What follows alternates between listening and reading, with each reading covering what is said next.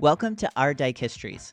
I'm your host, Jack Gieseking, historian, geographer, and environmental psychologist. We dive into the past and present of les, queer, trans, sapphic, and bi communities decade by decade in collaboration with multicultural lesbian literary and art journal Sinister Wisdom. This season, we're all about dyke bars, with an asterisk. Lesbian bars, queer parties, and trans hangouts.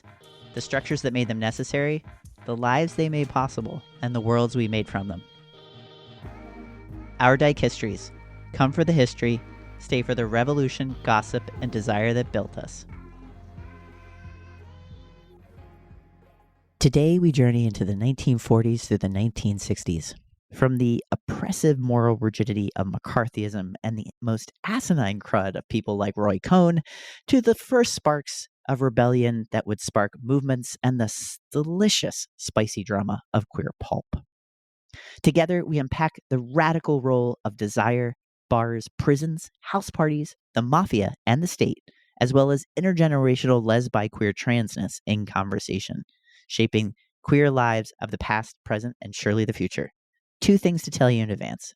For those of you who know Joan Nestle, the originator, co-founder of the Lesbian History Archives, she told us right before we started talking that this would be her last interview. So I hope you enjoy it as much as I did. It's immensely special, as she is. In order for you to get some full-on Joan, especially given that this was her last interview, I made a special episode we'll release next week of those long stories that Joan gifted us in this chat. Also, I did not mean to recruit 3 New York City queer historians. Oofta, said me, the New York City queer historian. I am conscious of the fact that queers talk way too much about New York City, but I do hope it gives us a chance to dig really deep into the city in the period preceding Stonewall and to talk about our resistance through places and people alongside and beyond just Stonewall. Let's keep unpacking that. Along with the brilliant historians Hugh Ryan and Alix Genter, we start with the fabulous Joan Nestle. Thank you all for asking me to be part of this. I find it a very emotional moment. I'm 84. I came out into these bars that are now the subject of historical examination. So I want to dedicate this to communities. First, I'm a writer. I'm co-founder of the Lesbian History Archives. I have moved from the clandestine, dangerous, life-giving bars through the streets of the Women's House of Detention, or the Country Club, as it was called. And I'm a survivor. I want to dedicate my time here to that community. It was my Sea Colony bar community. It was the working class community of many genders. And in the iron will of desire to be where the touch you wanted was, I decided that we created a new gender, the gender of desire. My name is Hugh Ryan. I'm a historian based in New York City, mostly working on queer history in the US. And it's a real pleasure and honor to be here today, connecting with Joan, with you, with Alix, with Sinister Wisdom. I'm just so excited. I'm Alix Genter, based outside Philadelphia. I'm a historian of butch femme culture in the mid-20th century. Welcome, everyone. The 1940s through the 1960s were a time of enormous transformation, shaped by World War II, post-war conformity. In the U.S., we see the solidifying of a white, cis, heteronormative ideal in the 1950s, only to have it challenged by waves of resistance in the 60s. How do we even describe the landscape of lesbian bars, queer parties, and trans hangouts during the 1940s, 50s, and 60s? Joan kicks us off. I put stories of the body as a starting, because I want to emphasize the transformative power that made us take on, for me, 1950s McCarthy America, and how it transformed. However, we thought what a woman was, what a man was. It was a rich darkness. And we created, because of the power of desire, we focused so much on bars. And yes, that's where we became the public face of our bodies. That's where our bodies entered public life. We were creating spaces for desire to be enacted. The bars were one of those spaces. The body, when it is possessed by this knowledge that you had to take on really the whole society around you. If you come from a working class background, you've seen the police state in many ways in your own intimate life. There were wonders,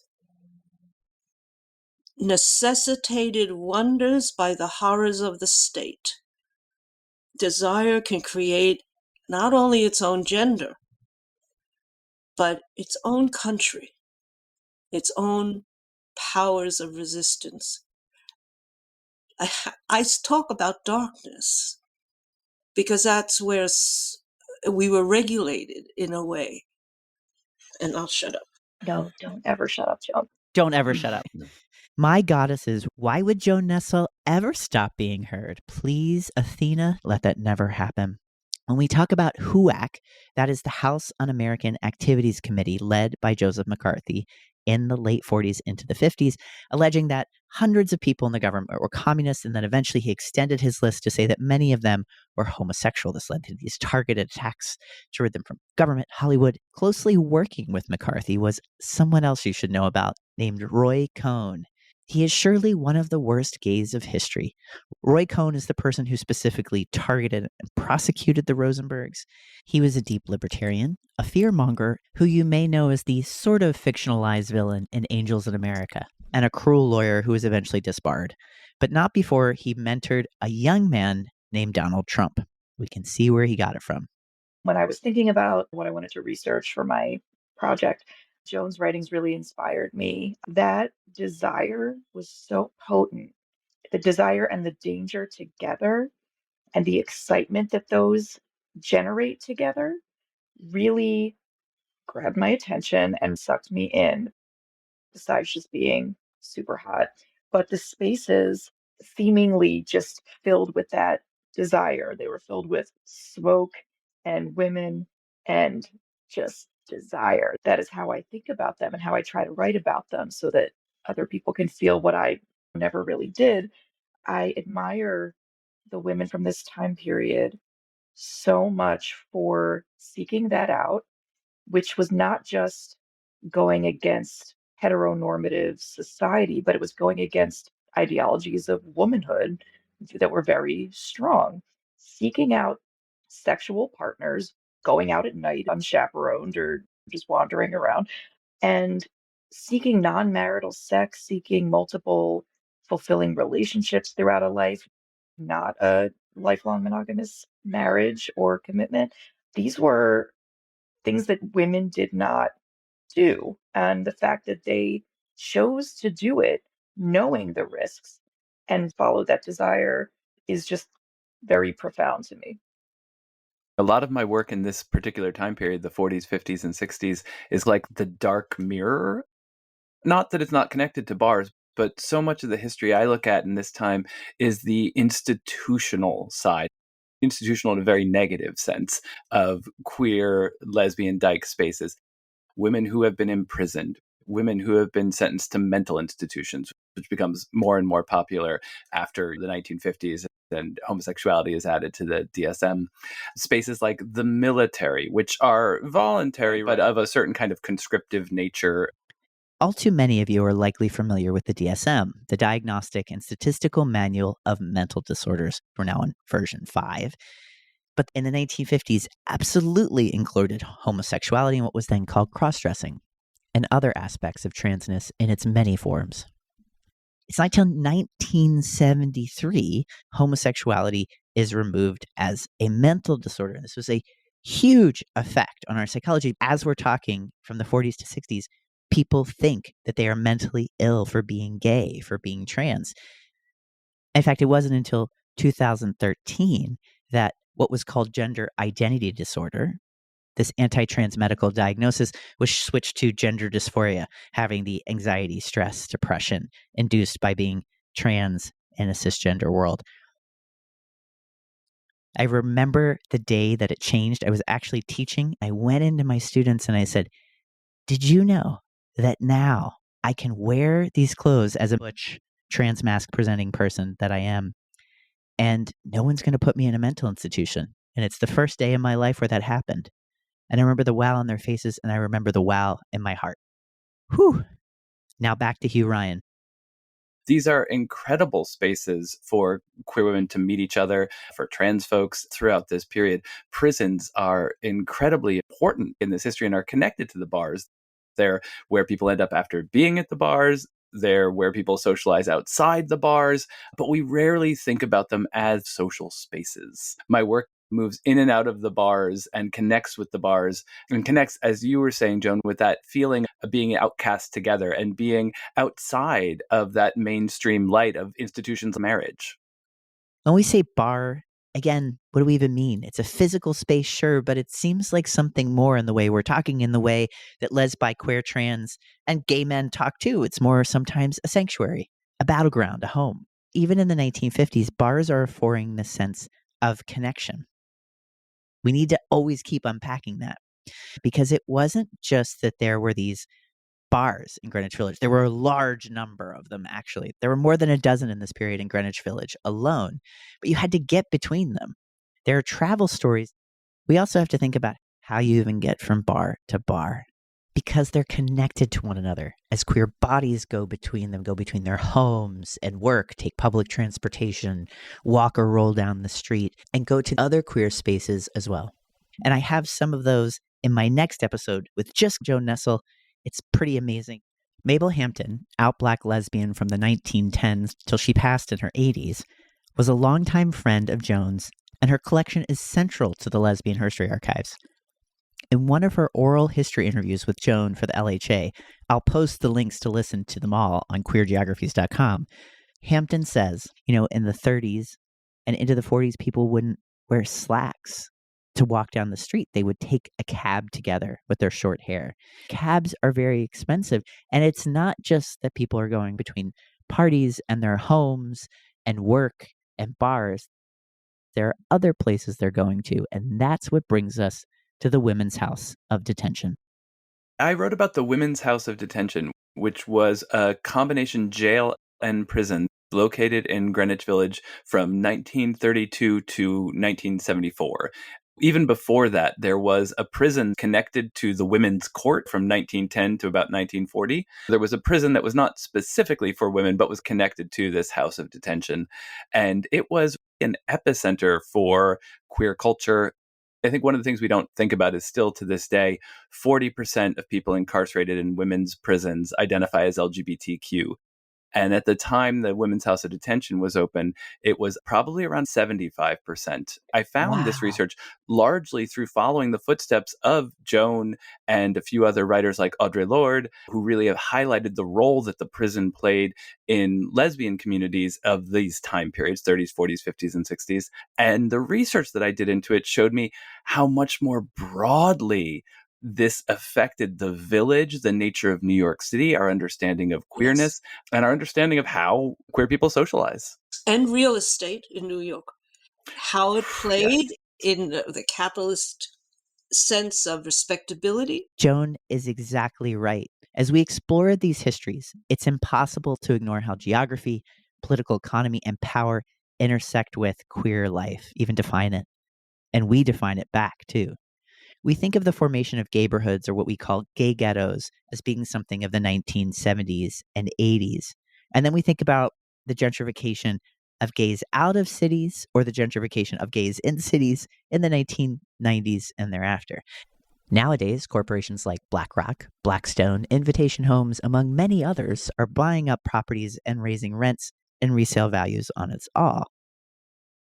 But there are other processes working here too, like gentrification way back in the 1950s. If you need to understand what happened in the 50s, just think about suburbs, these white, middle-class, cis, het, ableist norming spaces that blew their way through forests and wetlands, forcing us into individual so-called family units. As the suburbs soar, full of whiteness, who is left in cities? If cisness and straightness are moving to the suburbs, or we think they are on the surface, the cities become the places of blackness, of queerness, of poverty, of deviance, of those people who are left behind, of those people who are radical and don't want to be part of this normalization and this construction of a certain version of America. In the midst of all that, queer people were gathering. They were finding each other in bars, house parties, parks, prisons, beaches, street corners. But I want to say, on that walk to the bar, I pass the Women's House of D, as we called it. And it took me a long time to get the lesbian feminist movement to cast their eyes to that building. So it was exile. I wrote a poem about the garden, because how most your contemporaries, know it as a garden. They tore that prison down and replaced it with a garden. To me, that's what we're talking about. We can write books about the bars, but society was invested in destroying that community and that time. There's Miss Hampton's writing about prison and how for her it was a place where she found the embrace of women. Complexities within complexities. Like that Women's House of D, they can plant all the fucking flowers they want there, but they will never drown out both the pain and the touch and the riven families, lesbian families, those late summer nights when usually it was butches calling up to femmes who had been arrested for shoplifting and sex work, and they will never drown that out as long as I am alive and as long as any of us can remember. You have to carry that on. That's all I want to say for anyone who does listen to this eventually. There are constellations of les, bi, queer, transness over the ages. And where do we even start our history? We often talk about mid-20th century queer history because that's when we have a visible queer public. The revolution of the 1960s has a long history deeply attached to Greenwich Village, particularly because it's the location of the Stonewall Bar, which is the location of the 1969 Stonewall Riot. A riot by BIPOC, queer, trans, working class, poor, sex worker, hustler, disabled people who had no other choice but to revolt, who were fed up. I am another homo trans who loves Stonewall, but I do think we often get too fixated on it. We get so hyper-focused on this one event and expect the myth and the monument of it to carry us into the future when we are so much more diverse, broad, complicated, and equally amazing in so many ways. The queer revolution started way before Stonewall, in these bars and parties, in the Women's House of Detention, in so many other places like cafes, restaurants, and even our homes. And if we don't recognize that, we risk the chance of our revolutions yet to come. Hugh Ryan has also written that about 500 feet separated the prison, the Women's House of Detention, and the bar, the Stonewall Bar, the incarcerated and the liberated, the forgotten and the immortalized. 500 feet between those who, quote, birthed the modern gay rights movement and those the movement has ignored. Some of those incarcerated had windows that looked down Christopher Street. They would have heard the sirens and the screams, smelled the burning trash, and flocked to see what was happening. What a wonderful way to think so differently, more critically, and to reclaim more of our history around Stonewall. Thanks, Hugh. For me, this whole history goes back to the 20s. In the Bohemian, in the Harlem Renaissance, the bars in New York were sites of interracial couples where they could feel safe. So interraciality and queerness were joined in this kind of bohemian places to be and all of this. I think it's so important that you make those connections. And I know we're here to talk about the 40s, 50s, and 60s, but I agree that this goes right back to the 1920s, the 19-teens. And I would, in fact, argue that the only reason Greenwich Village is known as a bohemian neighborhood is the opening of the Women's Court. The Women's Court was built specifically to be a forced feminization process on women who were deemed not properly white Victorian feminine, women who were too masculine, women who were too sexual, women who were disobedient. And the court was set up as a form of entertainment. They literally had raked seating, and advertised with flyers saying you'll always have a good seat. Everyone is welcome. The goal of the court was to show off the evils of prostitution. In that period, when the court opens in 1907, up until then, Greenwich Village is known as Old Greenwich, the quaintest and most backward part of New York City. And only after the court opens in 1910, 11, 12, does it start to develop this reputation for being a bohemian epicenter. And the descriptions of the bohemians are almost exactly the same as the descriptions of the women being arrested and sent to the court. It's women who wear pants, who drink, who smoke, who have sex, who talk back to their parents. The line between bohemian woman and incarcerated woman basically came down to, did you have money, whiteness, access to respectability? But without that court, Greenwich Village would not be Greenwich Village as we know it today. The history of queer trans life is intimately imbricated in and defined by prisons. Abolition movements have shown us new ways of thinking and action. They've come out of amazing organizers, including, of course, and always, Angela Y. Davis, in part through Davis's conversations with the brilliant trans black femme queen, Miss Major, who recently passed away, but whose words and ideas stay with us forever. If you're not sure how to be part of that abolition movement, you can at least go on to Pink and Black and get yourself a queer, trans, imprisoned pen pal and send them some cheer. And the radical desire of embodiment is why Joan keeps bringing us back to our bodies. I lay the groundwork of flesh, of the lived body before it becomes a textual page. So my contribution to this is a living voice, a living body of that time. Because uptown, there's a whole thriving Black, lesbian, queer community that's been going on forever. So yes, hard times, but communities were creating all the time acts of resistance because of that iron will of desire for self-presentation, cloaked in love, cloaked in valuing. And remember, we're talking UAC American. Subversion is in the air. It didn't take very much to be labeled a traitor.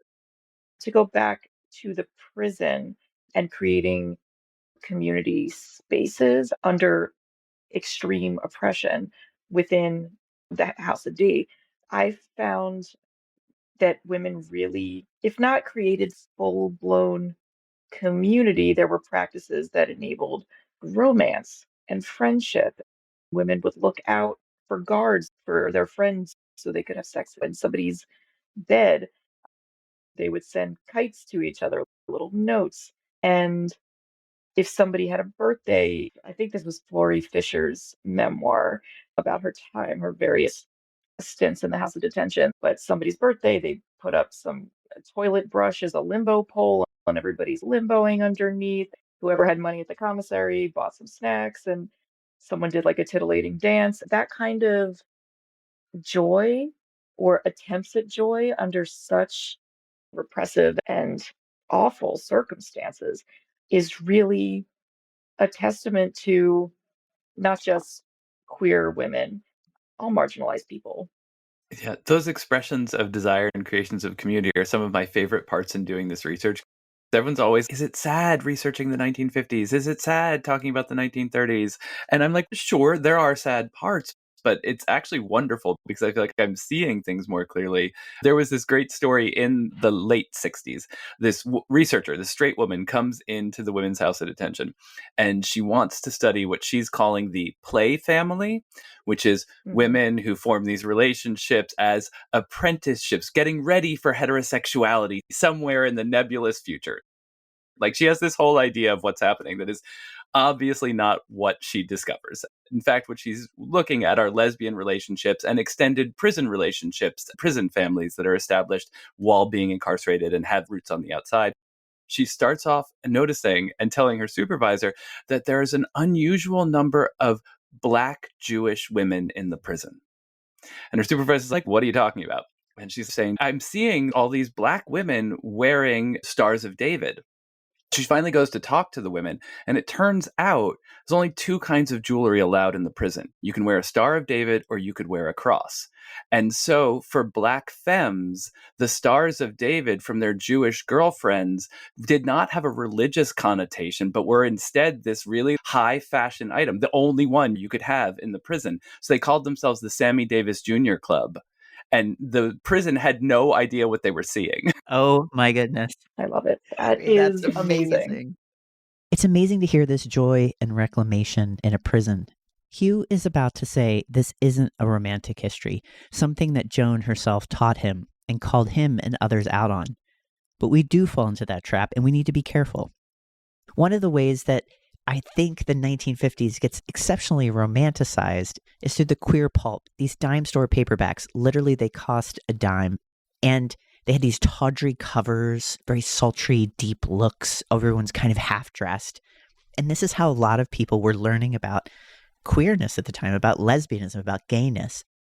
One of the most famous collections of lesbian pulp and all queer pulp is none other than the Bebo Brinker Chronicles, written between 1957 and 1962 by Anne Bannon, who located Bebo's life in her world, which was the Greenwich Village lesbian world. Our own Alix Genter, for her research, had interviewed both Bannon and Joan Nestle, and she writes, "Central to Bannon's depiction of lesbian experience was butch femme.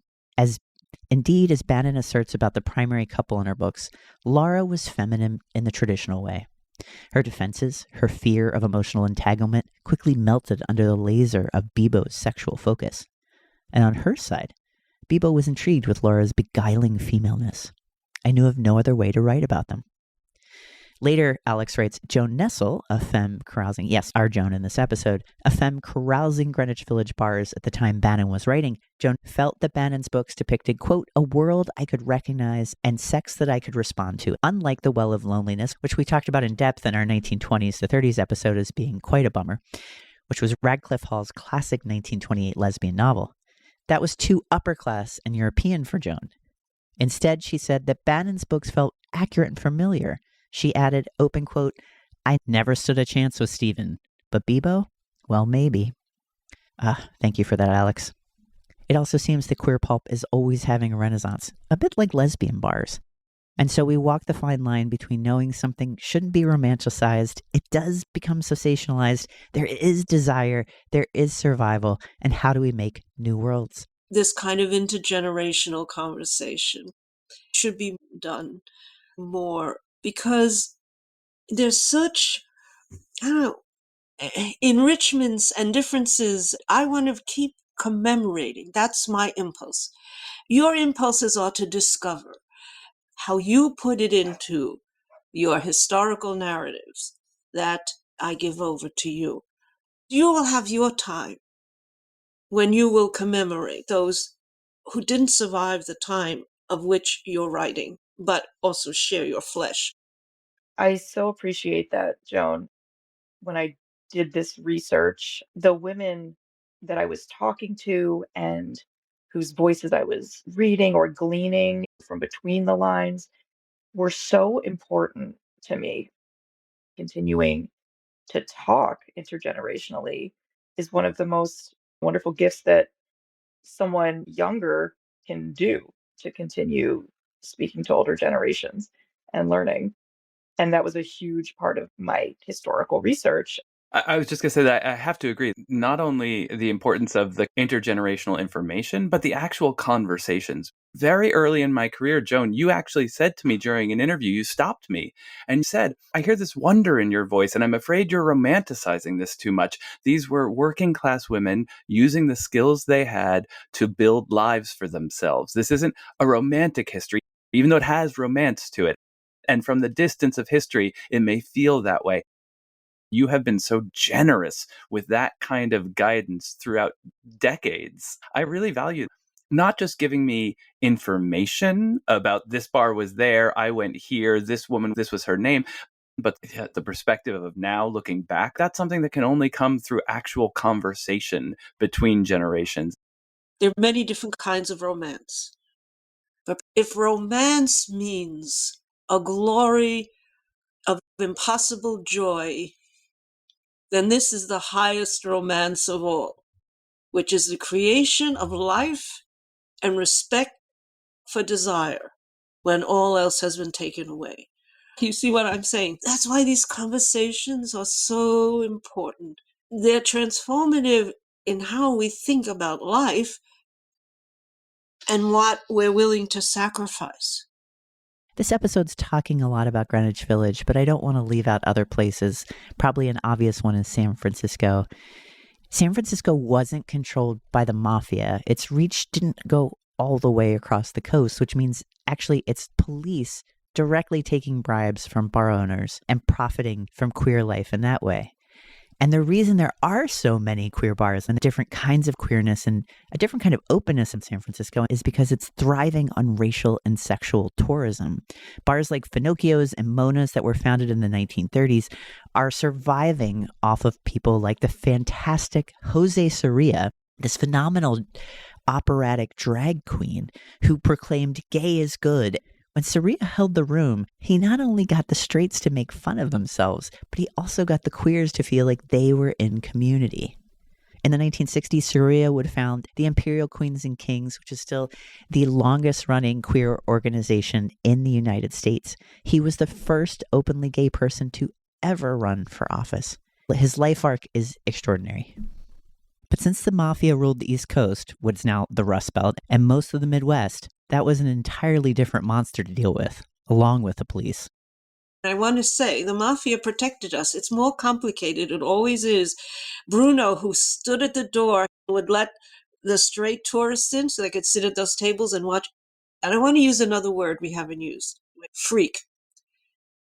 We were freaks. That was the heritage I came out of.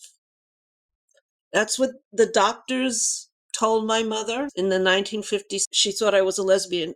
The doctor said, that's like saying she has cancer. So that's the horror this was in respectable places. We were considered, and I thought of myself as a freak. And that, again, to me, is genderless. It's a whole other world of all the things we think we know, but we don't when you're a freak. This idea of being a freak really speaks to one of the reasons these spaces were so significant and that people sought them out. That is why a sampling of license plates in the Village in the 60s, stuff from Massachusetts, from New Jersey, from Connecticut, from further away, because people needed to be there. Despite the risks, despite sneaking out of their parents' houses, despite having to change in the bathroom, and this wonderful story about slicking back her Dutch boy girl hair with stale beer so she could be a butch in the bar, a page boy girl hair into a lovely duck's ass with stale beer from a hip flask. But the destination wasn't just to dance and have fun and to express your desire, although those were reasons too. But if you feel like a freak out in the world, akin to a sentence with something akin to cancer, knowing that other people are there like you and that people are in the same boat or enjoying themselves or loving each other or just getting to sit there and smoke a cigarette with someone with a similar kind of life. This is an essential part of the history that's gotten a little bit in the mainstream confused, and especially in this period, the 50s, right? All of these Daughters of Bilitis and Mattachine Society and organized groups are springing up, and they're seen as this bastion of gay pride. The first people who said, we are not freaks. But you look at them and you read their histories, and what you read over and over again is Harry Hayes saying, I went to the bars. In the bars for the first time, I met people who loved themselves. And that enabled me to see a world beyond this.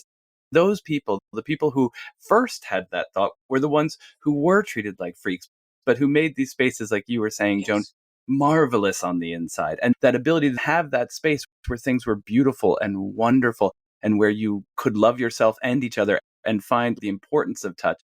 I had always heard that the Daughters of Bilitis were founded in response to the Mattachine Society, who only let women be secretaries in their organization.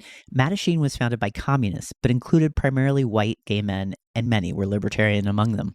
In fact, it was the libertarians who said we should organize for gay rights. The communists among them were against that. I know, that's a hard pill to swallow. It still gives me the Wiggins. The Daughters of Bilitis were founded by Rosalie Rose Bamberger, a Filipina factory worker who wanted a place to dance with her girlfriend, who, of course, was named Rose. And she wound up hanging out with people like Phyllis Lyon and Del Martin.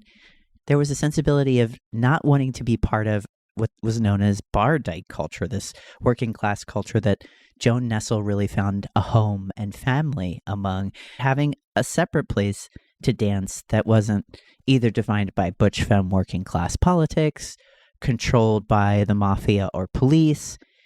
But very soon, the Daughters of Bilitis became more of a white middle-class women's organization that completely rejected the bars and the people in them. But thanks to them, we do have the first national lesbian publication, The Ladder, that wouldn't have existed if someone hadn't been a secretary and secretly mimeographed it at work. But these organizations can fall into the trap of respectability politics. And Alix, like you were saying, then from that one bar to blocks of bars all over, a network of them, those people and places precede the organized gay rights movement and are in fact necessary for it to come. Yes. Okay, I have to mention the work of Liz Kennedy and Madeline Davis in Boots of Leather, Slippers of Gold.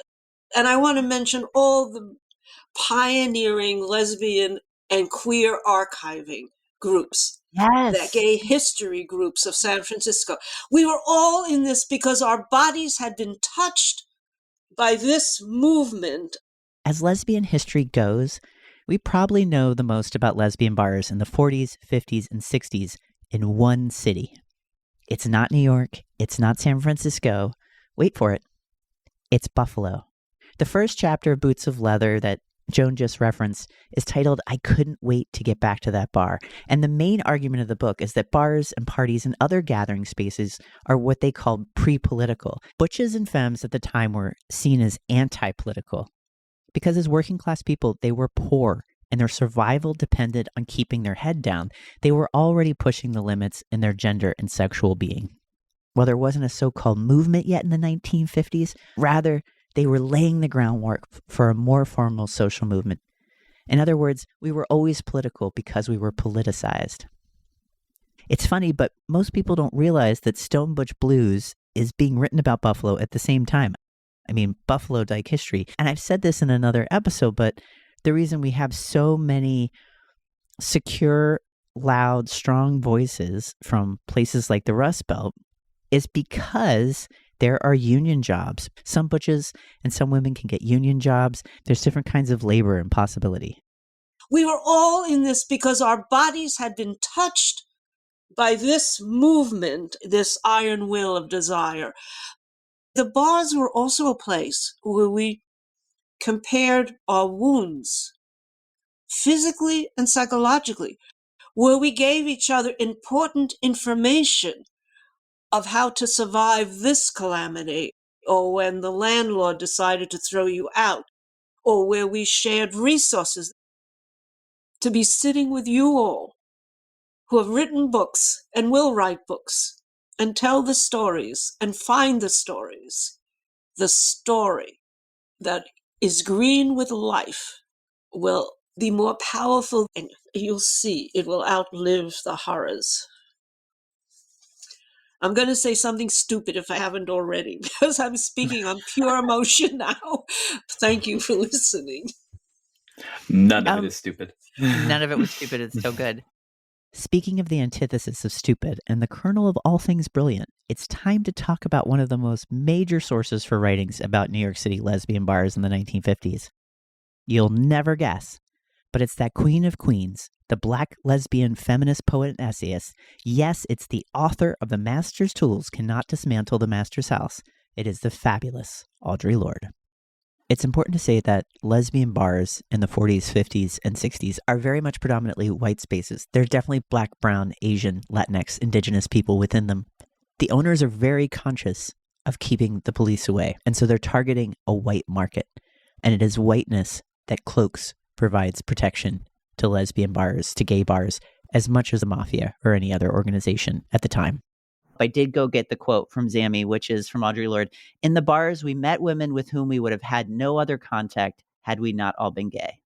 But Audrey also wrote, and I can see her so clearly, again, I had the honor of knowing her in her body, that it was in these bars, it was the only time she saw interracial relationships in the lesbian community, was in these bars, or in America, in her experience. In different communities, there are different traditions.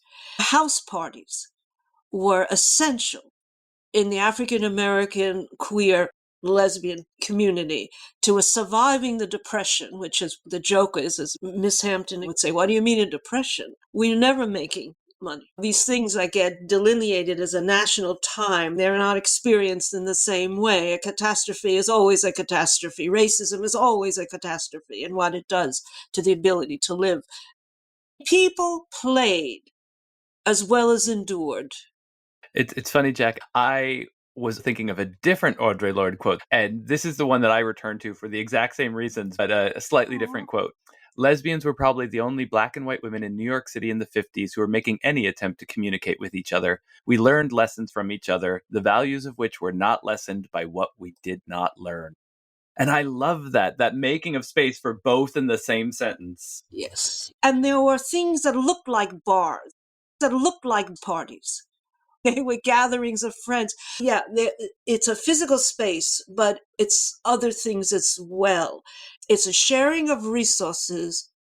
When you do this history, you find breaks in the wall of racism. There's a similar thing that happens in the 60s, jumping our conversation around in time endlessly. There's this great talk between, I think, Afeni Shakur and Lumumba Shakur. They are talking about the experiences of being incarcerated and how for women, being incarcerated in the 60s brought them closer between sexuality and race. Black women who were straight met queer women who were black and white. Queer women who were white met black women who were straight and queer. And it brought them closer because the prisons, again, were very queer. And they then took those relationships out into the bars and tried to find spaces where they could meet up.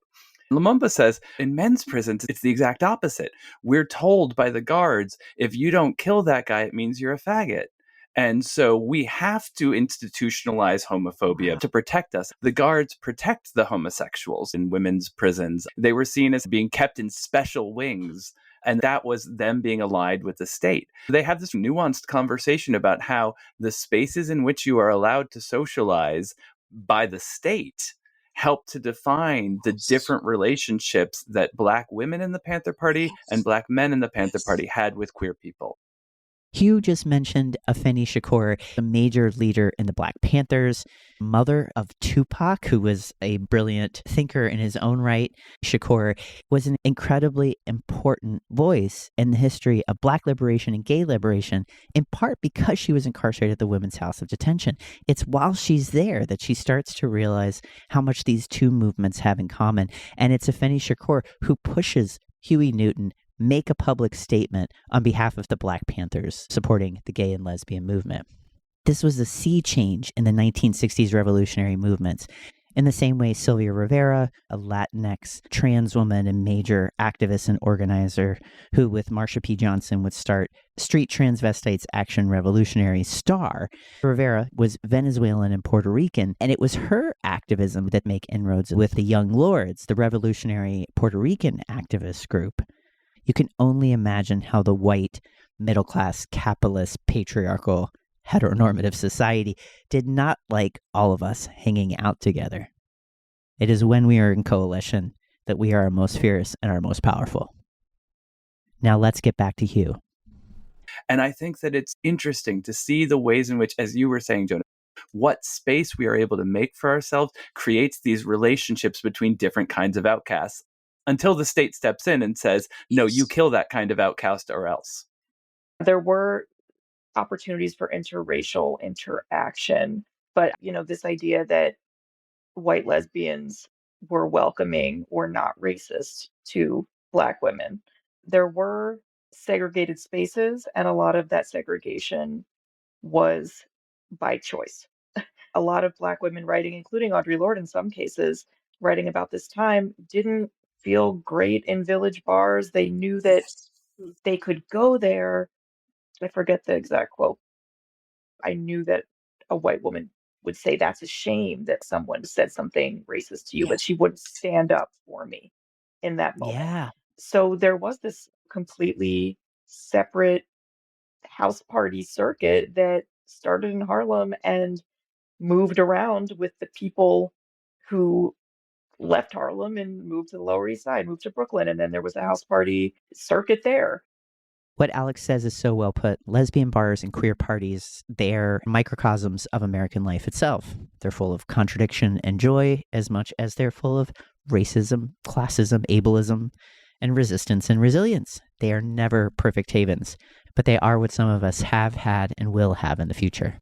I always really enjoyed comparing how Audre Lorde, again, has a pretty damning description of a primarily white house party where it was boring. There was music, but it wasn't for dancing. The food was bland and there wasn't enough of it. Everyone was talking politely.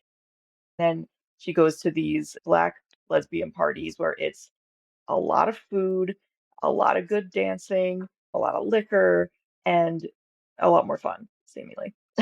And it just is interesting because in my research beyond Audre Lorde, of course, white women had parties, but were more comfortable in bars, and bars existed, at least in New York City and other places. White women had parties that were more for friend groups, birthdays, Halloween, New Year's, or whatever, not the institution of house parties that Black women had in Harlem and other places. It was something that you said, Alix, about the soft racism that Audre Lorde is talking about, where the woman says, "Oh, I feel bad for you," but they're not going to stand up for you. There's almost a modern variation on it that's happening right now when people are trying to do this sort of historical work on this very period and on these bars and on these rent parties specifically. I talk to younger researchers who want to do this kind of work, and they throw their hands up and they say, "Of course I want to write about Black women in the 50s, but the records just aren't there. There's just not this history." And they might, Joan, know your work with Miss Hampton. But when I talk about the kind of records they're looking for, they immediately say, "I'm looking at the bars, at Daughters of Bleedus, these spaces that we already know are white." And of course, you're not going to find the records that way. Starting in the 1950s in New York and in a lot of places around the country, public housing had their own police forces and started to have these rules around why you could be thrown out of your housing, which included having been hospitalized in a mental institution, having been arrested, having parties that were too loud. And those records actually can help us to find these socializing spaces because, again, the state punishes all of us, right? There are ways into this history that we have only just begun to scratch the surface on, but it requires us looking at our own racism in the current time, which I think is very hard to do. We can see the racism in the past, but we can't see the ways in which we replicate it in our own research by following some of those same paths. And that's why, Joan, your work is so important, and Alix, your work is so important, and Jack, yours. It's like looking at race, gender, sexuality, and geography and how those things interact and how we can both see the ways they're entangled and disentangle them. Just want to know that and this ties in also with not romanticizing things, but I've heard when I would speak to middle class lesbians later in life, and they'd say, "I couldn't get through the door. There was so much violence." I mean, maybe it's my own background, because there was violence. There were fights. There was violence answering violence. The police were violent when they came in for their payoffs. So yeah, you had to be tough. And that's this is the wonder, I think, of a femme self. When I say it's beyond gender, that desire, you became tough. I saw fists thrown. Part of the history that always occurs to me is the reason that those places show up in our history in that way is that's where the police went. It's not necessarily like we chose to fight at Stonewall. The police knew we'd be there and they came for us there. Exactly. So, yes, we were on the map of the state. And like you said, the bars were connected to the mafia. The mafia was also against the police. It doesn't mean the mafia were for the queers, but there was a complicated relationship there. And so when the police come for the mafia, they also end up coming for the queers because they're entangled. And so I often think that our bar history is, like you said, Jack, so much more complicated. Alix's dissertation actually starts off by saying, if you stood in this certain corner, there was no way you couldn't go. How many streets was it without hitting a lesbian bar? You could walk a few blocks in any direction and hit a lesbian bar. And there's this great map. And if you go online, we'll have it if Alix says yes to sharing it. Yay.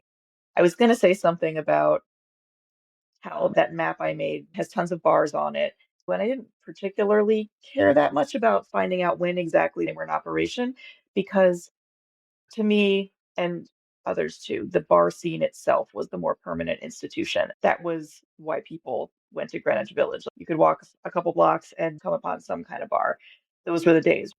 But moving into sex parties, I just want to point out that bars were really sexy spaces too. I had fun listening to stories from older women about their times dancing on the dance floor, dancing very purposefully. One story was someone would come in with a sock, stuffed in her pants, and she would dance and routinely have orgasms throughout the night on the dance floor with this sock in her pants, dancing with the femmes. Good for her. Good for them. And people who didn't have anywhere to go, I mean, that's the spot. The spot was subversive anyway. Go ahead, have sex there. And I think also when you look at subversive spaces that we don't code as queer in any way, particularly when you go back historically into the 50s and earlier, in places like Coney Island's bump and grind shows or strip clubs today, tons of women working them are queer. Tons of women have these lives that are connected through these bars that we don't think of as queer spaces because some are actually heterosexually designed. In the 1950s, there was a queer woman out at Coney Island who opened her own bars, her own restaurants. She was a burlesque dancer. She fought Robert Moses. She hired other queer women. Her existence is so caught up with being for the male gaze, quote unquote, that she's never looked at as a queer figure. There's pictures of Miss Hampton. One of her first, how she earned money was dancing in an all-black dance group on Coney Island. And there's pictures because people had to work. So they had to find jobs. And where can freaks have jobs, Hugh Ryan's other book, When Brooklyn Was Queer, which covers a lot about Coney Island. It's delicious. I do love Coney Island. And I think if we look at these spaces, we're going to find more kinds of queer socialization in spaces that are bars. They're not dyke bars, but they're full of dykes. I have to say, we should all be so lucky to be full of dykes, like a bar space or otherwise. Honestly, who doesn't love Coney Island? If you're in New York City, you can hop on the F train that goes past the LGBT Center, Henrietta's and Cubbyholes, Ginger's and Park Slope, the old lesbian neighborhood, those cool lesbian-leaning neighborhoods of Queens. And you can also go all the way out to South Brooklyn to Coney Island. It's still weird, it's still wild, and it is beautifully queer. May we all be lucky enough to be as full of dykes as Coney Island was in its heyday, a literal and metaphorical edge of New York where freaks, artists, and queers made space together. I just want to thank you all and tell you you're all fantastic. This has been a wonderful evening and a wonderful ride. Thank you. This is awesome. Thank you. Thank you for organizing this. Thank you for allowing me as part of your work to go into the future. I see that the exact opposite direction. Thank you for allowing me the grace to take on part of your legacy and follow in your footsteps. Yes, definitely. You inspired my work from the very beginning and just a fierce femme icon and mentor. So thank you. This was so fulfilling, though. Thank you. To find validation as a very feminine presenting queer person and have a label, have an identity all of a sudden. Ooh, femme. Okay, I'll take it. You in college, I was like, oh, I'm sexy. I'm sexy across time. I had no idea butches were so hot to read something. Where I was beautiful. I had no idea. You are all beautiful. Yes. And we're fierce. We've had to be fierce femmes. Lucky us. Well, I know that many of you listening are saying, I want to hear more from Mama Joan. I get it. I feel that. And that's why there is an entire episode next week of all Joan Nestle. I'm sorry I had to excerpt them from here, but I wanted you to get the incredible dynamic conversation that we felt between Hugh, Alix, Joan, and myself. It's amazing to be in conversation with these brilliant people. Come back next week and enjoy more of all things Nestle. Joan Nestle is a Lambda Award-winning writer and editor, as well as founder of the Lesbian History Archives. She's edited 9 books, written 3, most famously A Restricted Country, and most recently, from our own Sinister Wisdom, A Sturdy Yes of a People. Hugh Ryan is a writer, historian, and curator. With Peppermint, he hosts the book club and podcast Queer History 101. His books include The Women's House of Detention, A Queer History of a Forgotten Prison, as well as When Brooklyn Was Queer. Alix Genter is a writer and editor who wrote the startlingly juicy and lush dissertation Risking Everything for That Touch, which examines lesbian culture in New York City from the end of World War II into the emergence of the women's liberation movement. Thanks for tuning in to Our Dyke Histories in collaboration with Sinister Wisdom. Connect with us on Instagram and Facebook at Our Dyke Histories. Follow and support me, Jack Gieseking, via my newsletter, Queer Geographies, at queergeographies.com. It's packed with everything we couldn't fit into this podcast. Our Dyke Histories is run by a queer, dykey, and mighty team. ODH is hosted, edited, and produced by Jack Gieseking, co-produced and co-edited by Kate Waldo, and co-edited by Mel Weitzel. Our social media manager is Audrey Wilkinson, and our fabulous interns include Michaela Hayes, Sid Gunthart, Paige LeMay, Sophie McLean, and Sarah Parsons. Our theme song, Like Honey, was graciously gifted to us from Kidder Ryan at kidderryan.com. We're forever grateful to our co-producer, Julie Enzer, and the entire team at Sinister Wisdom. Publishing since 1976, Sinister Wisdom recognizes the power of language to reflect diverse, multicultural lesbian experiences and to enhance our ability to develop critical judgment as lesbians evaluating our community and our world. We share our Dyke histories so we know more about who we are, how we were, and what we fight to never forget. Let's keep doing it, y'all.